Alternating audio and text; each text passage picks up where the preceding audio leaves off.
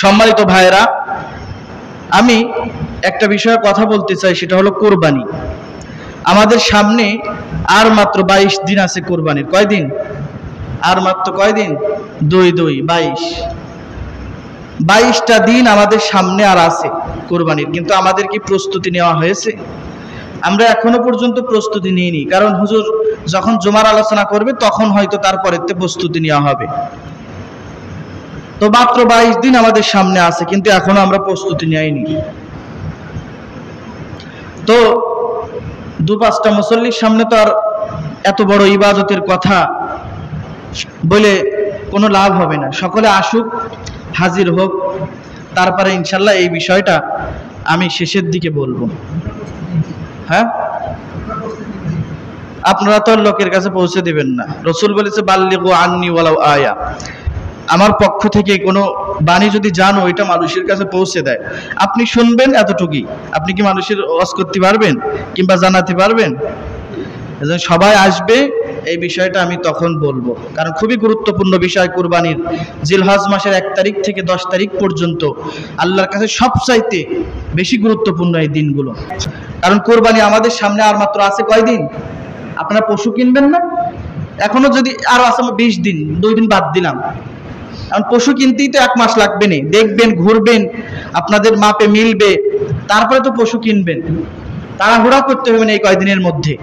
তো সম্মানিত ভাইয়েরা, কুরবানির ফজিলত সম্পর্কে আপনাদের একটু বলি। কুরবানি হলো, আল্লাহ রাসূল সাল্লাল্লাহু আলাইহি ওয়াসাল্লামের কাছে সাহাবারা জিজ্ঞাসা করেছেন, ক্বালা আসহাবু রাসূলিল্লাহি সাল্লাল্লাহু আলাইহি ওয়াসাল্লাম মা হাযিহিল আযাহিয়্যু, মা হাযিহিল আযাহিয়্যু, ইয়া রাসূলুল্লাহ। সাহাবীরা আল্লাহ রাসূলের কাছে একদিন জিজ্ঞাসা করলো, ইয়া রাসূলুল্লাহ, কুরবানি কি? কুরবানি কি? আপনিও জিজ্ঞাসা করতে পারেন, কুরবানি হুজুর কি?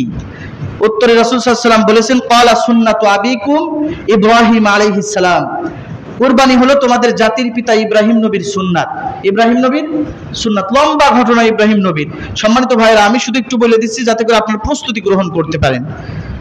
তারপরে কুরবানির মধ্যে কি সওয়াব আছে? সাহাবীরা প্রশ্ন করেন, ইয়া রাসূলুল্লাহ, ক্বালা সুন্নাতু আবিকুম ইব্রাহিম আলাইহিস সালাম। সাহাবীরা আবার প্রশ্ন করলেন, ক্বালু ফামা লানা ফিহা ইয়া রাসূলুল্লাহ, এর মধ্যে কি কোনো ফায়দা আছে? কুরবানি এটা তো ইব্রাহিম নবীর সুন্নাত, তবে এর মধ্যে কি কোনো ফায়দা আছে? রাসূল সাল্লাল্লাহু আলাইহি ওয়াসাল্লাম বললেন, কুরবানির পশুর প্রত্যেকটা পশমে পশমে একটা করে সওয়াব তোমাদের আমলনামায় লেখা হবে। এক একটা পশুর শরীরে কত পশম গুনতে পারবেন আপনি? সারাদিন যদি দেওয়া হয় আর 100 লোক ঠিক করা হয়, গুনতে পারবেন? একটা গুনবেন, তার মধ্যে 2টা চলে যাবে। আবার শুরুতে গুন। আপনার যৌবন পার হয়ে গেলে, আপনি বৃদ্ধা হয়ে কবরে চলে গেলে আপনি তো গুনতে পারবেন না একটা পশুর শরীরে কত পশম আল্লাহ দিয়েছেন। প্রত্যেকটা পশমে পশমে একটা করে নেকি আল্লাহ দিবেন। সহিহ হাদিস, মিশকাত শরীফের হাদিস। আল্লাহ রাসূল সাল্লাল্লাহু আলাইহি ওয়াসাল্লামের জীবদ্দশায় মদিনাতে তিনি 10টা বছর অবস্থান করেছেন। 10টা বছর বিল মাদিনাতি 10 সিনিনা ইউযাহি, 10টা বছরই তিনি কুরবানি করেছেন। আমাদেরও কুরবানি দেওয়া দরকার না ভাই? সম্মানিত ভাইয়েরা, অনেক মানুষ আমাদের সমাজে কুরবানি দেয় না, আছে না নাই?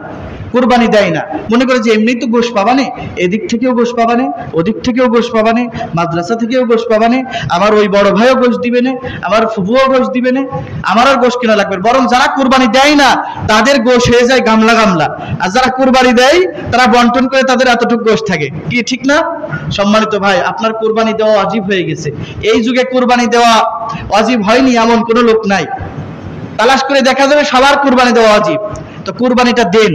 কুরবানি দিলে আল্লাহ রাসূল ধমক দিয়েছে যে কুরবানি যদি কেউ না দেয়, সামর্থ্য থাকা বা সামর্থ্যবান হওয়ার পরেও, সে যেন খবরদার ঈদগাহের ময়দানে যেন না আসে, ঈদগাহের ময়দানে আশেপাশে যেন না করে, ঘাড় ধরে বের করে দেওয়া।